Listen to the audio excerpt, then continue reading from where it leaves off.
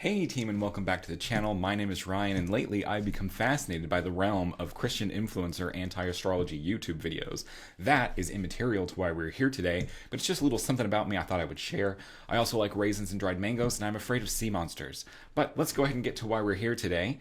We are going to talk about our magical elections that we have from our Capricorn New Moon until our Aquarius New Moon, and I'm already kind of regretting my decision to combine the election videos into one. But 2024 is off to a great start when it comes to election opportunities. The final months of 2023 were really poor quality when it came to election opportunities, but now we actually have a good amount of stuff to talk about for our typical three locations that we survey: North America, Western Europe, North Africa, and Australia. So I'm really excited to dig into these so you can kind of see what's coming up and start getting prepared for it to kind of start your new year off right with a little bit of help from our astral spirit friends. But I know why you're actually here, and it is the cats. So let's see who I have for my co-host today. Today I have Ty. Ty is my oldest cat, and she has the biggest purr box this side of Texas. She's also very unhappy with being here. She got to sneak into a room she doesn't usually get to go into, and I had to lure her out with chicken treats, but then one of the other cats ate her chicken treat while she was trying to get it as I snatched her.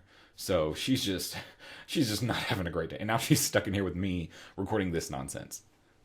But I love Ty. As I put her down and she walked up, she goes, meow. So that's how she's doing today. I'd also like it to be known that I wrote Capricorn Full Moon to Aquarius Full Moon because I have no idea. I have no idea what I'm doing anymore. I've totally lost the plot.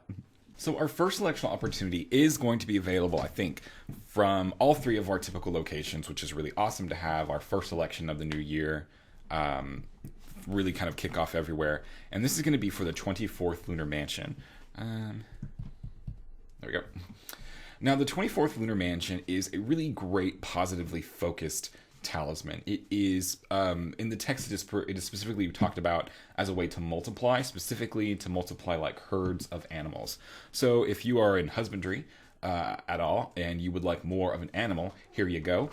But as I've talked about before several times, when it comes to these talismans whose powers are more about like agriculture or husbandry or fishing or like hunting or things like that, I tend to think of them more within the realm of like financial possibilities, just because of how important these activities were for people in the past to make a living for themselves. And while we don't go through those same aims when it comes to making a living, you know, it is still, I think, in the spirit of what these talismans are able to accomplish. So when it comes to the 24th Lunar Mansion, I recommend it a lot for people who want to increase their financial income. So this is a great talisman to make. Like the traditional text is like, make the image of the talisman on a piece of the animal that you want to multiply. So like the Picatrix gives us two examples. One is like a ram's horn, so if you want to increase your sheep herd. The other is a cow's horn, so if you want to increase your cow herd. I'm knocking my desk around. Then that's how you would do that. So there's this very real sense of like what the talisman goes on to is what gets increased and what gets multiplied. So I usually recommend people put it on like on money or on some sort of like financial thing, some sort of financial documents, on a check, on something that kind of like carries this theme of like, this thing is going to multiply for me. And then you just, put it away with your financial stuff somewhere. So taking a look at our election for the 24th Mansion, for North America, this opportunity takes place on January 12th at around 8:30 in the morning. This is set for 8:26. And here we're going to have the moon in that 24th Mansion kind of hanging out at the very end of it.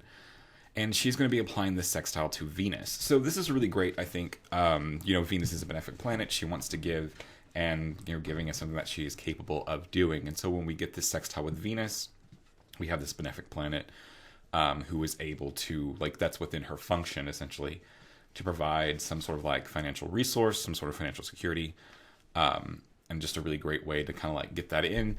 The ruler of the first house is going to be Saturn here, so that's why Saturn is in the first house, and I'm not freaking out about it. The ascendant is unafflicted by Mars. Saturn's not combust, Saturn's not square Mars or anything like that. The moon is similarly safe from both malefic planets. We even have like a decent Jupiter square to the ascendant. Generally, this would be squares with benefic planets are fine. Any contact is better than no contact is typically how we look at it. But obviously, like if this were a sextile or a trine, I would be much more excited about it. It's a square, Jupiter's there, helping out. That kind of rhymed. So it's some sort of additional benefit from this other benefic planet, but it isn't like the, yes, I got this conjunction, or yes, I got this, trine, but it helps us out to get there. So all in all, a really good election to start off our 2024 tiles making process. The Western European and North African version of this chart takes place on January 12th, right around 1 p.m. This chart's set for like 1303. And here we have the moon now in the 10th house in the 24th mansion. That was a really great drawing. Now we have the moon in the 10th house in the 24th mansion, and she's still applying that sextile to Venus, which we really like. I'm trying to remember why I had the moon situated like this. Because normally we have her like right on the midheaven or right on the ascendant. So I'm trying to figure out why I have the moon here. But I guess it's not super important. Venus is going to rule the first house. She's unafflicted by Mars or Saturn, far enough away from this square to Saturn so I don't have to worry about it. And I have a cat scratching on my door. Just normal things. New cat co-host, this is Tilla. Her full name is Tortilla, because she's a tortie and I'm not very good at names. She is now regretting her decision of coming in here. But because I'm ridiculous, I call her Tilla Manila Vanilla Vanilla Quesadilla. And she wants to leave. So for the election, we've got the moon in the 10th house, in the 24th mansion, applying the sextile to Venus, so still that benefic connection. Venus rules the first house, unafflicted by Mars or Saturn. I am trying to think about why I have the moon here. Let's see. Let's see what happens when I move the moon. Oh. I'm trying to think of why I wouldn't have wanted... Oh, because Saturn squares the ascendant. That's why. Okay, yeah. So if I have the moon on the midheaven here, and this might change based on your location, because this is going to be kind of specific to the location in Western Europe that I check. So you might want to double check for your own location to see how it goes. But see where the moon is on the midheaven, and see what the ascendant degree is. Because for this specific location that I'm at, it doesn't work out very well. Because Saturn at 4 degrees Pisces squares the ascendant at 6 degrees Gemini. But your midheaven ascendant combination relationship might be different to where you don't have that, and that's fine. Then you'll just have Mercury as the ruler of the first house, but Mercury's not afflicted by Mars or Saturn either. Well, I guess it comes down to how comfortable you are with this conjunction with Mercury and Mars. It's about 7 degrees apart, which is about in range for a conjunction, and I don't think I would want this, actually. So let's just keep the Taurus ascendant. But you might be able to play with it a little bit to see exactly how late into Taurus you can get the ascendant to maybe give you more time to get the moon on the midheaven. So just keep an eye out for this. And that was what my my first chart was. Is sort of like a middle ground between a compromise between the two, between keeping the Saturn square away from the ascendant while also trying to make the moon angular. But if you can get the moon really angular and keep the ascendant unafflicted by Saturn, then that's great. Good job. You did it. So the Australian version of the 24th Lunar Mansion, what I have is for January 13th at 3:18 in the morning. And the 24th Lunar Mansion ends at 8 degrees Aquarius in 34 minutes. And I said, what if we did that just under the bell? What if we had the moon just in the thing before we did this? So we have the moon at 8 degrees and 13 minutes, which counts. This is legal, which counts. And we still do have that moon connection to Venus, who is now very angular. We've got the moon in the third house, her house of joy. And we have gotten the ascendant far enough away from the square of Saturn to no longer be an issue. And this might be something that comes down a little bit more to like personal preference and practice. To me, I'm a 5 degree kind of guy. So when there's like an aspect with the ascendant that's within 5 degrees, that's when I count it. So this one being 6 degrees apart, 7 degrees, 6 degrees, 4, 10, 6, 7 degrees apart. Okay, did math in my head real fast. This one being 7 degrees apart is fine for me, but if you want to make that a little bit more, you can. You do have room to do that, to push that forward, but you want to keep the moon in. You don't want to make the moon go too far to where she's outside of the bounds of the 24th mansion. So that's kind of what you're balancing here. But you do still get this very nice angular Venus to help you out. There's even the lot of fortune here with it. The lot of fortune has like a secondary signification of like money and finances, which is, on brand for what this talisman does. So all in all, a very nice for everybody around the world. Very good setups for 24th Lunar Mansion talismans to help us kind of bring in the new year with some extra money. So our second electional opportunity for our Capricorn New Moon is going to be for Australia, North America. So Western Europe, North Africa won't get to participate in this one. And it is going to be for the 25th Lunar Mansion. So the 25th Lunar Mansion is one that is very much focused on the health and protection of trees and plants. And this is another one, kind of like I talked about before, where even though the focus on it is very obviously agricultural, because agriculture, was the main method that people provided for themselves and others, I think today we can translate it into financial terms as well. That doesn't mean that the agricultural part of it is closed off to us. If you're somebody who works very closely with plants or has plants very important to them, owns an orchard, is an herbalist, just has a garden that they want to keep safe and make sure they don't have infestations or this, that, and the other thing, the 25th mansion can absolutely help you keep those plants healthy and thriving. But if you don't have that connection with agriculture and growing and things like that, then the 25th Lunar Mansion can be used more in a metaphorical sense to grow wealth. And in this way, I think the 25th mansion is a little bit different than the 24th. The 24th is very much about the imagery of like multiplication and things growing kind of like exponentially or like blah, blah, blah, blah. But the 25th Lunar Mansion has more of like the solid grounded tree energy, to where it's more about slowly growing upwards. So here we're thinking more along the lines of like smart investing, helping our investments grow. So whether that's like, I don't know, whether that's like actual investments, 401k, Roth IRA type shit, or if it's more just like my house is my biggest investment and I would like to see its value grow, then yeah, absolutely. Any of those things can work.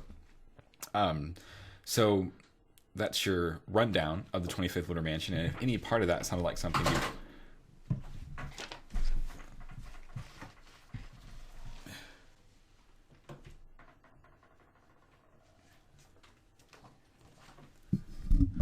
So let me set the scene of what you're seeing. Lee is often surprised that he has a tail. And every now and again he remembers that he has a tail. And he gets upset that it follows him everywhere. And so he tries to fight it.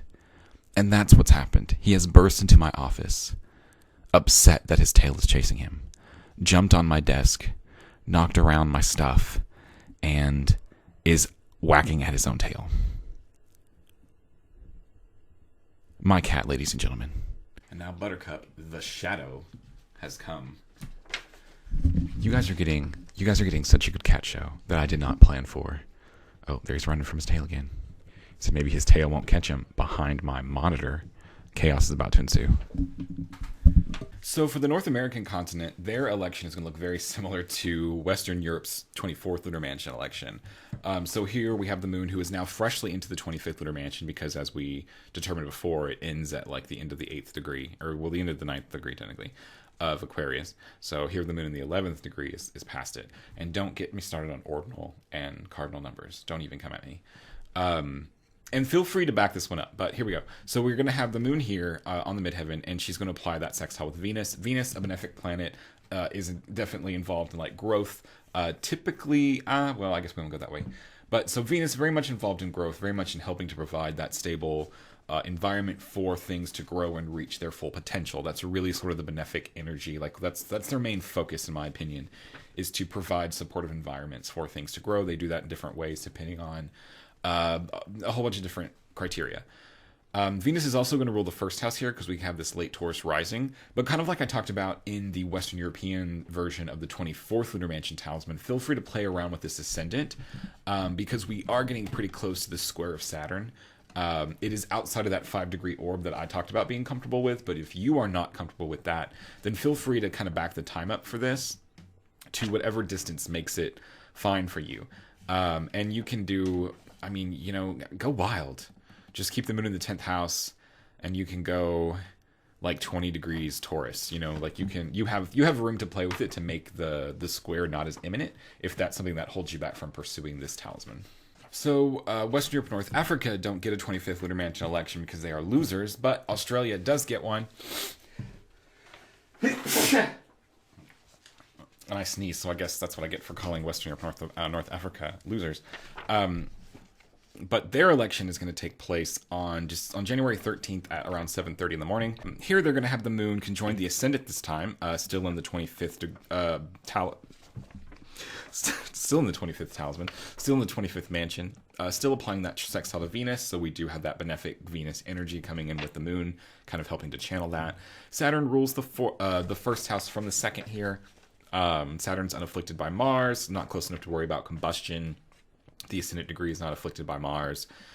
We do get that kind of square with Jupiter, kind of like I talked about before, for like an additional kind of benefic protective layer, as much as can be provided from a square from Jupiter, which is a decent amount. It's not the opposition, which I maintain as a trash tier aspect.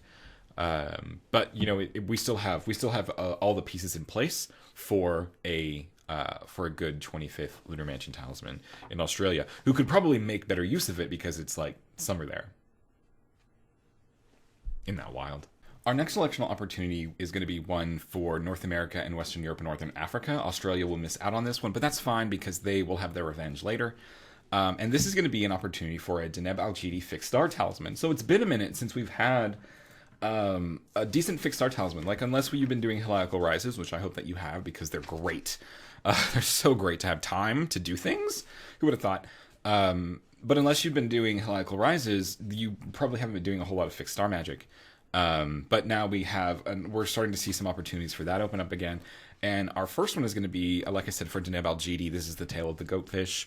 And this is another one that is very financially focused. So we do have this kind of weird theme going on so far, where our first several talismans have had this. I mean, even our next couple talismans will have this too. We'll have some sort of financial aspect to them. So, I mean, just like buy now? I don't know how money works. Invest here? I don't know. But Deneb Algedi is another one that is very financially focused, more on like the investment side, growing wealth over time, helping to protect the home, which for many people is their biggest investment.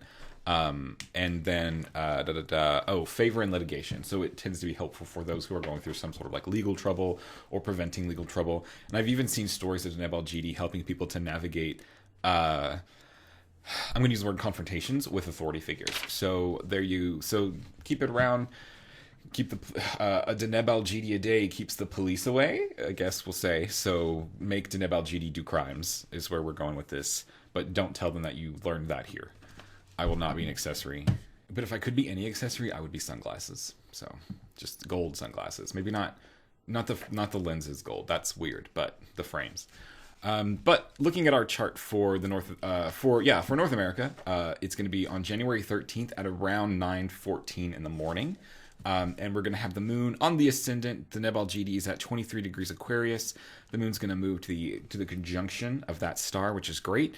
And at the same time, she is going to apply to a sextile of Mercury in Sagittarius here. And that's great because Deneb Algedi is a star that is of the nature of Saturn and Mercury, so we would want either an aspect with one of those two planets. So going to go ahead and preempt this. Is it going to be a problem that Mercury will move into Capricorn before the moon gets to perfect the aspect? No. So we have to back this up for a second. It is not a problem for the moon to not aspect a planet before it changes signs. It's a problem if the planet changes signs and perfects an aspect to another planet before the moon gets to it. That's called escape. So the idea would be like if this Mercury-Mars conjunction were closer to where Mercury is like moving into Capricorn and then would immediately conjoin Mars before the moon was able to move like her 8 degrees to catch up, which is like 16 hours. Mercury is not going to move 7 degrees in 16 hours. Like, well, if it does, something has gone wrong. That would be escape. The idea would be like Mercury is being pursued by the moon and like runs to Mars, who Mercury connects with first, and then the moon would have to connect with before it got to Mercury.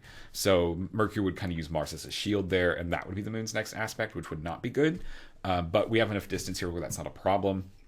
And escape only functions when that planet that is trying to move into another sign actually connects with another planet. So here we don't have that problem. So it's not going to be an issue, but I know that might be something that people are thinking about or kind of seeing, just kind of knowing how the aspects perfect later on, or something that you might realize as you go to kind of set up the chart in your own location.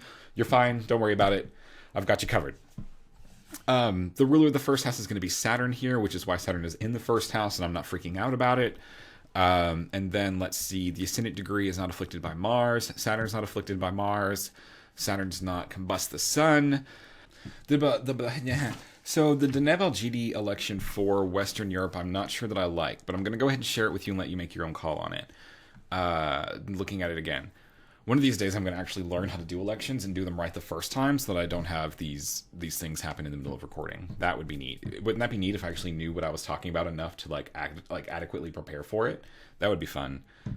So, we have everything that we need typically for the election.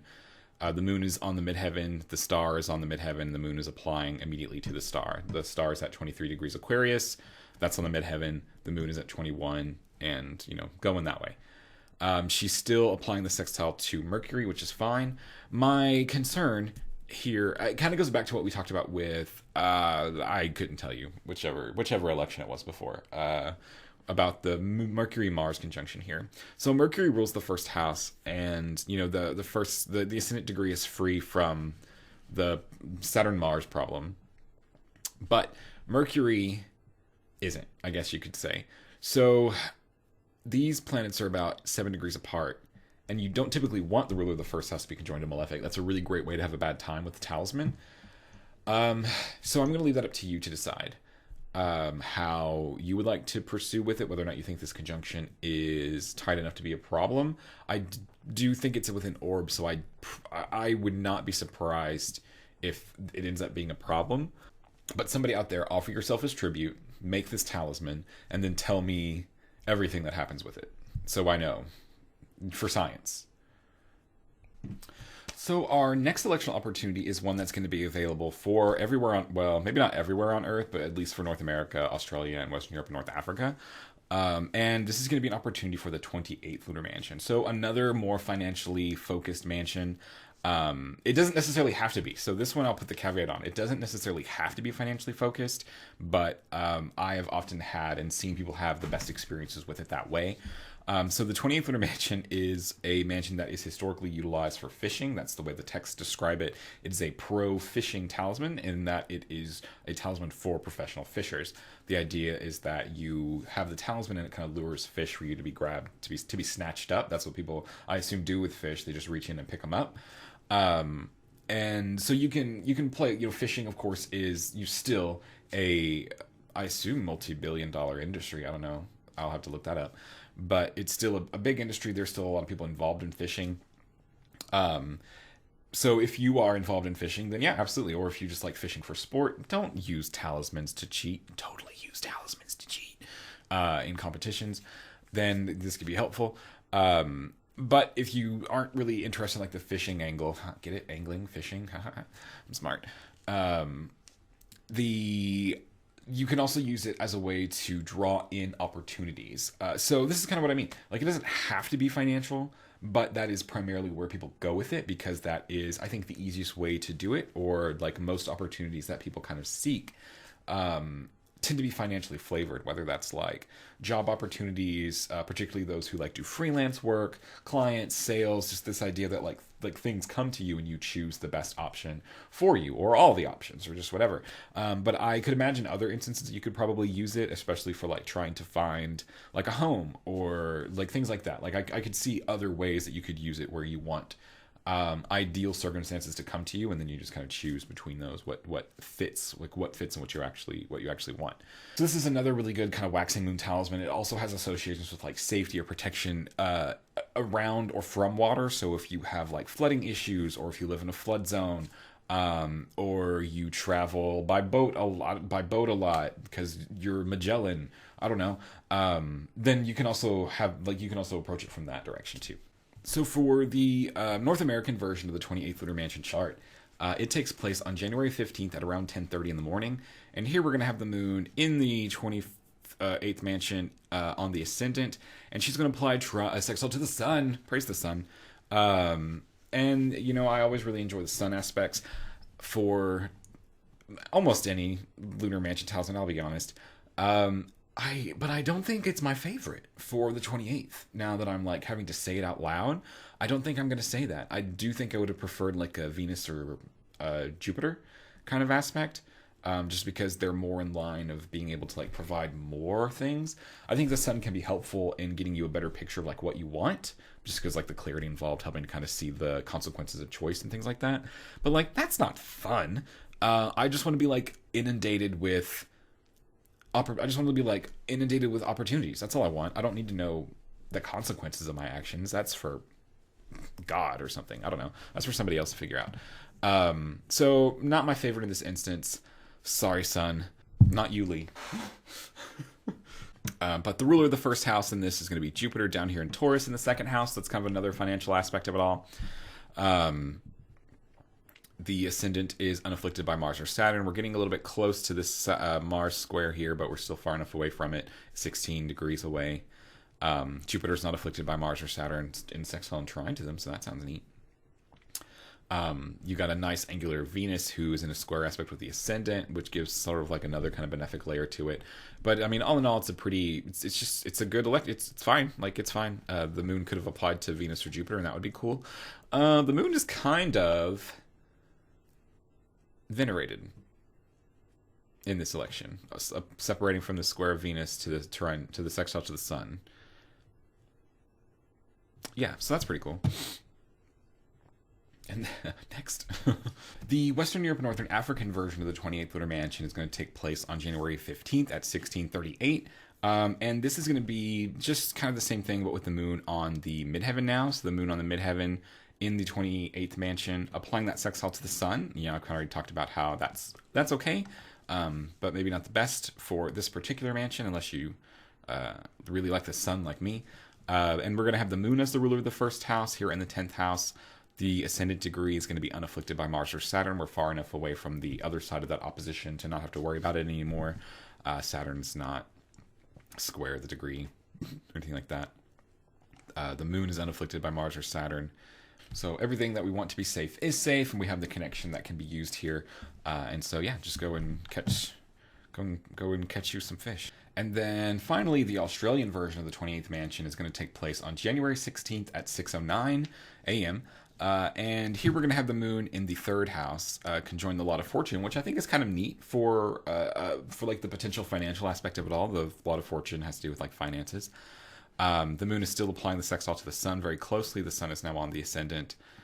Saturn rules the ascendant from the second house, well, from the cusp of the third house, so I would count it as a third house planet. And the moon and the ascendant degree are unafflicted by Mars mostly here. And like I said, it's just a good kind of come together here. I had played with this. You want to maintain the sun sextile, because once the moon goes past the sextile to the sun, she goes to the square of Mercury, which is not going to be helpful. That's chaotic, unless you like chaos, in which case, make the talisman and tell me how it went. Hey team, all right, we are back from our break. I've got some tea. I did my hair, kind of, so I can stop messing with it every 5 seconds. We're going to wrap up this last half of our elections. I'm really looking forward to the day when I have like so many elections in a month to share that I have to do like a trilogy, director's edition, extended cut, DVD combo box set. That is the future that I'm manifesting for myself. But our next electoral opportunity that we're going to have is going to be the third Lunar Mansion. So the third Lunar Mansion is definitely one of my favorite Lunar Mansions. It was the first Lunar Mansion talisman I ever did and had really great success with it, and is one that I often recommend to other people getting started. And it is a mansion that is kind of more specifically for the acquisition of all good things. Well, I guess that's not very specific. That's kind of like a vaguish term. But there's a lot that you can do with it. I enjoy its flexibility, and that's one of the main reasons why I recommend it to a lot of people, is because sort of like no matter what you need, the third Lunar Mansion has you covered. It does have some like more specific stuff about like works through fire, or assistance with alchemy, things like that. But generally, 97.3% of the people who go to the third Lunar Mansion are going to be going to it for this ability to acquire something, beneficial and good out of it. That's going to be the main topic here. So for the North American continent, it's going to be kind of weird. So for my location where I'm at, the third Lunar Mansion talisman is going to take place on January 18th at around 12:15 p.m. And here we're going to have the moon conjoin Jupiter on the ascendant in the third mansion. And that's where the moon's going to apply to. Venus is going to rule the ascendant from over here on the cusp of the ninth house. And nobody is going to be afflicted by a malefic planet. And the conjunction with Jupiter here is really awesome to have. Unfortunately, as we have discovered, this is not going to be everybody's experience with the third lunar mansion because this is so tight and between a couple of other aspects. Individuals on the East Coast are probably going to have the moon apply to the sextile with Saturn in this. The moon will be a little bit further back in 4 degrees Taurus to where she'll still be applying the sextile to Saturn. That's not bad. It's not as good as the Jupiter conjunction, but it's not bad. If it were square to Saturn, then yes, that would be something I would say, hey, don't do this.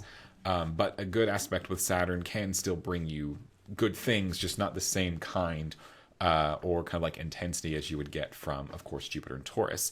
Individuals on the West Coast, on the other hand, will probably have this election after the moon has separated from this conjunction with Jupiter, and then it will be the moon applying to the trine to Mars. And I don't think that is bad either. A trine is a great aspect. Mars is doing very well in Capricorn. So it's just going to be like not really the quality, but like what the talisman, the types of good things the talisman will bring you is going to be determined by that aspect. So that's something to consider when working with it. Alternatively, just pay a friend in the central time zone $20 to make you a Lunar Mansion talisman with the moon conjoined Jupiter. Donations here. So just something to think about if you're on those kind of ends on the coasts. How, like the sextile of Saturn, what kind of Saturn type things you might want to approach the third lunar mansion for, or what kind of Mars type things you might want to approach the third lunar mansion for. And just kind of keep that in mind when like crafting the talisman or working with it or thinking about like what that intention is going to be when you're planning for it, or donations in the description. The Western Europe and Northern African version of the third lunar mansion chart is going to take place on January 18th at just after noon. 12:06 p.m. is what this chart is set for, and you're going to kind of have that same situation, I guess. Well, not really that same situation. Like, you have options. Well, I mean, and you might have options depending on where... No, I take it all back. So you have the moon in the third lunar mansion on the ascendant here, and you will, kind of no matter, and this is something I guess to consider too, that no matter what planet the moon applies to, like this is kind of going back to North America, but is also relevant to some extent with northern Africa and Western Europe, that no matter what planet the moon applies to, whether it's the sextile with Saturn or the Mars trine or the Jupiter conjunction, Jupiter will be in the ascendant, which is a nice kind of benefic, helpful layer to the third lunar mansion itself. So no matter what planet the moon applies to, you will have that sort of like fortification from Jupiter's presence close to the ascendant to help kind of give it that extra strength, the goodness. So like in this example here, while the moon's in the third mansion in the Western Europe Northern African version, we're going to be safely moving towards the sextile of Saturn. Like, we're not really going to have an option of a different planet anywhere else that the moon could go to. So you're going to have to like find a way to incorporate Saturn type things into it, but you are going to have that Jupiter uplifting baseline there with Jupiter on the ascendant to kind of help you bring it up to, definitely more useful than you would without it. Venus rules the first house here too, on the cusp of the ninth, unaffected by, Mars or Saturn. The ascendant degree is unafflicted by Mars or Saturn. The moon is unafflicted by Mars or Saturn. Just a really nice third lunar mansion talisman to be able to start the year off with, especially if you're in the central time zone of the United States, where it's conjoined Jupiter, as God intended. Australia does not have a third lunar mansion talisman option, and I think that one was because the moon just gets too close to the node, and that's a little weird. But with the third lunar mansion done, that is the final lunar mansion, or that is the final talisman that is going to be available for Western Europe and Northern Africa. So they will have the 24th, Deneb Algedi, the 28th, and the 3rd. But that's all she's got. That's all she's got in store. The next electional opportunity that we're going to have is for North America and Australia, and this is going to be an opportunity for the 5th lunar mansion. So the 5th lunar mansion is primarily associated with like wisdom, information, and knowledge. It can be especially helpful for people who are in school or who are involved in studies of any kind. to help them retain information, learn better, more efficiently, and to be able to like process and kind of regurgitate that information, which I know sounds gross, but I'm thinking more here along the lines of like testing, exams, to help kind of make sure that you recall the information that you need to be successful in sort of whatever application of that information may be necessary, whether that's, you know, examinations or like practical life experiences. So if you're at all involved or interested in like learning this or like learning that, if you want to learn things, the fifth lunar mansion can be very helpful to kind of speed that up. It's also, for those of you who aren't interested in learning, for those of you who don't want to learn a damn thing more, the fifth lunar mansion also has a connection with dream visitation and prophetic dreaming. So if you're interested in more working with like the dream world, having lucid dreaming experiences, being better able to start and engage in those, or if you're interested in kind of approaching dreams through the sense of like trying to have prophetic dreams or dream visitation, which is typically when I guess the definition of this is going to be a little different for different people, but usually like conversations with some sort of like spirit guide in your dreams, or maybe with a deceased relative kind of a thing. The fifth lunar mansion can be helpful for that too. So our election for this one for the North America is going to be January 19th at around 5:15 in the evening, I guess. And this one's going to look a little weird because I wanted to kind of catch a couple of things. But here we're going to have the moon in the 11th house in the fifth lunar mansion. I forgot what mansion we were talking about. And she's going to apply a trine to the sun here. And now for this one, the sun is preferred. So for this one, I do like the sun's presence here as opposed to like Jupiter or Venus, who could also be very helpful. But the sun and its connection with like insight and knowledge and foreknowledge and things like that, I think makes it very helpful for like basically anything that the fifth lunar mansion can be useful for. There are, obviously there would be instances where like a good connection with Mercury would be preferred for the fifth lunar mansion. But as far as like covering most of our bases of what the fifth lunar mansion can provide, I really do enjoy the sun here for that like insight, clarity, and recall that it can give us. The moon is going to rule the first house from the 11th here. She's not going to be afflicted by Mars or Saturn. Excuse me. And so like the main reason why the moon needed to be in the 11th house for this one is that by the time she reaches the midheaven, Saturn comes to an opposition with the and the main reason why the moon needed to be in the 11th house for this one is because by the time the moon makes it to the 10th house, to the MC, the ascendant is in an opposition with Saturn. They don't like that, so I decided not to do it. I decided that one didn't count. So the Australian version for the fifth lunar mansion talisman takes place on January 20th at around 11 a.m. The chart is set for about 10:50. And here we're going to have the moon in her house of joy in the third house while being placed in the fifth lunar mansion. And we're going to maintain that trine aspect to the sun for the sort of insight, wisdom, knowledge, and clarity that the sun can provide when it comes to dealing with and like accessing information, finding the right answers to the questions that were posed or for the situation that we need it for, rather than kind of like being bogged down by unnecessary and irrelevant information. And we're going to have Jupiter rule the first house here from the second house. The ascendant degree is going to be free from the afflictions of Mars and Saturn. The moon is free from the afflictions of Mars and Saturn. And Jupiter is also free from the afflictions of Mars and Saturn or the sun. We don't have to worry about combustion here. So we have all of our boxes checked. We have the moon applying to a planet who's very in line with the nature of the mansion. And just, go and ace that test, kiddo. Our next election is going to be something exclusive to the Australian continent, and it is going to be an opportunity for an Alphecca fixed star talisman. See, I told you that they would get their revenge for missing out on Deneb Algedi. They get Alphecca instead. And Alphecca is a really neat star. It is primarily about maneuvering social atmospheres. It is useful for people who are looking to help ease social anxiety, be better and feel more confident in group settings, but it's also very useful for people who are trying to find community in some real way. Alphecca is very useful for helping us to establish meaningful relationships with other people who have sort of like our best interests in heart, who are interested in helping us grow or supporting us while we grow, I guess might be the better way to phrase it, into sort of like a better version of ourselves. So while Alphecca is very much focused on like relationships and friendships, these aren't supposed to be like the fair weather friends kind of a thing. These are like actually people who are there to support you and can be very useful for people who are struggling to find that sort of tribe for themselves.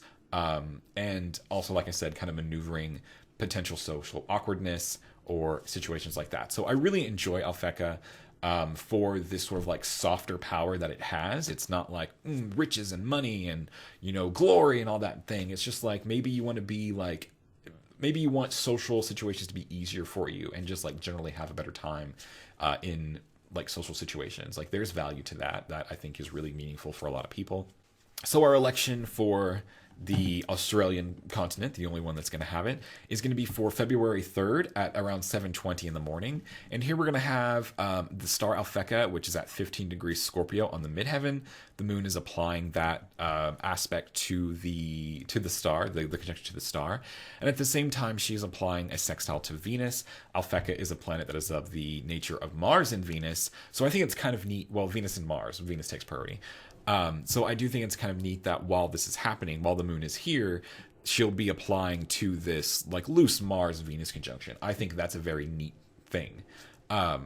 It's very rare that you get both stars involved. Hell, it's very rare to get like one of the stars involved most of the time. And so having them both like right here together with the moon applying that same aspect to them is a really nice thing. So I would really recommend people who are interested in Alphecca really lean into it for Australia because this is kind of a unique circumstance. The ruler of the first house is going to be Saturn. We're going to have the Aquarius rising. Saturn is placed in the first house, which is fine because Saturn rules the first house. The moon is not afflicted by Mars or Saturn. The ascendant degree is not afflicted by Mars or Saturn. Saturn is not afflicted by Mars or the Sun.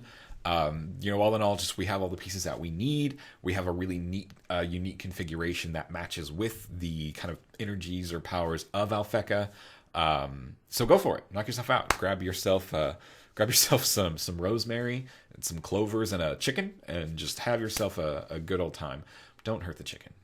I shouldn't have to tell you guys that. Our final electional opportunity that we're going to have for our Capricorn New Moon is going to be a North American exclusive, and it is going to be for the 20th Lunar Mansion. So at this point in time, we've transitioned from our waxing moon phase, which is where all of our other talismans have taken place, aside from like the Alphecca talisman for Australia. Now we're moving into the waning moon. And when we do that, we have to shift our attitude for Lunar Mansion talisman specifically. Now we are no longer focused on like giving and gaining things and growing things like we were with like the 24th, the 25th, the 28th Lunar Mansions, even the 3rd. Now we're focused on getting rid of things, losing things, letting go of something. And the power here is being able to choose what it is that we're letting go of and kind of weaponizing that for our own benefit. So this is the 20th Lunar Mansion. It is a mansion that is primarily used for hunting. In the traditional text, we talk about it as like a hunting talisman, helping people to acquire, to be successful in hunts. And you can absolutely use it for that. I wouldn't during a waning moon, but you can use it for hunting if you're a sports hunter. But we hunt for a lot of things in life, and I tend to recommend the 20th Lunar Mansion for people who are interested in like long-term goal planning, or like actually like realizing long-term goals for themselves. So having one come up kind of after New Year's can be very helpful for people who are interested in pursuing or trying a New Year's resolution. Maybe you haven't been very successful at them in the past, whatever. But you have to kind of be careful. Because of the waning moon energy, the thing that the goal that you're planning for has to be to give up something or to like lose something or to quit something. So if those are keywords that you are interested in acquiring, which I guess sounds kind of contradictory, but if those are keywords that you're interested in pursuing, then the 20th Lunar Mansion can be very helpful for that, whether that's like quitting smoking or drinking or cutting back on screen time or like just anything like that. The 20th Lunar Mansion can kind of help you get that ball rolling to accomplish it. And I like the 20th Lunar Mansion in waning moons. It's one of those ones that is like way more positive than like the 12th or the 14th, which tend to be a little bit more difficult, that we have to kind of work with a little bit with gloves on. The 20th tends to lose a lot of that. Another interesting aspect of the 20th Lunar Mansion is that it is often used for to tame beasts. So there's some effect of it with on animals. I'm not sure that I would use it in a waning moon for that. Well, unless you're okay, I could see using the 20th Lunar Mansion in a waning moon for animals as to like help them break out of a bad behavior. Like if you're working on, I don't know, making a cat not scratch at your windows and climb your curtains all the time. Maybe a 20th Lunar Mansion would be good for that. I don't speak from experience at all. That's not a problem that I deal with because all of my cats are great, perfect little angels. and I'm not currently being held hostage.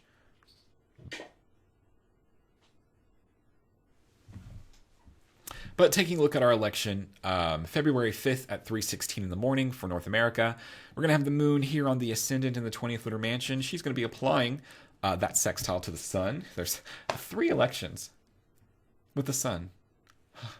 What a great month. Just what a great month. We're going to be applying that sextile with the sun.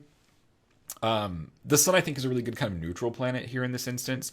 If the moon applied more to a benefic or malefic, that might color sort of like what goal is possible, like what it's best equipped to handle.